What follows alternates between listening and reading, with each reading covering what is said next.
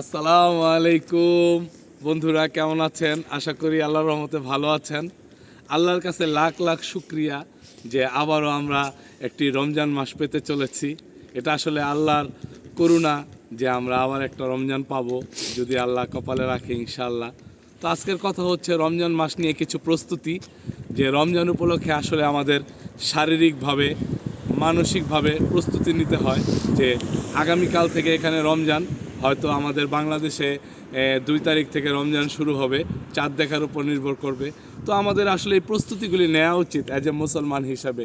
শারীরিক প্রস্তুতি, মানসিক প্রস্তুতি, কিছু ইবাদতের প্রস্তুতি, যেমন আগে থেকেই চিন্তা করে রাখা আমরা কি কি ইবাদতগুলা করব, নেক আমলগুলা করব, হারাম কাজ থেকে বেঁচে চলবো, নিজেকে সংযম রাখবো, বেশি বেশি করে এই মাসে দান করব।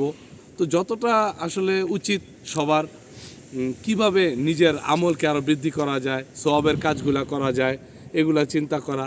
ভালোভাবে আমরা আমাদের এই জাকাতটা আদায় করব, গরিবের প্রতি একটু সদয় হব, যারা আমাদের আন্ডারে কাজ করে একটু শান্তি দেয়া, যেহেতু রোজা রাখছে একটু কম কাজ করানো, বা যতটুকু প্রয়োজন ততটুকু, এর বেশি না করি। তো সব মিলে আল্লাহর কাছে লাখ লাখ শুক্রিয়া, আলহামদুলিল্লাহ আমরা আবারও একটি রমজান মাস পেতে যাচ্ছি। আমরা ইনশাল্লাহ সবাই রমজান মাসে পুরো 30টা রোজা রাখবো, বেশি বেশি করে আমল করব, এই আমার বার্তা।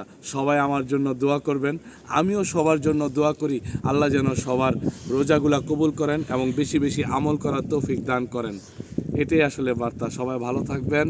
আসসালামু আলাইকুম ওয়া রাহমাতুল্লাহি ওয়া বারাকাতুহু।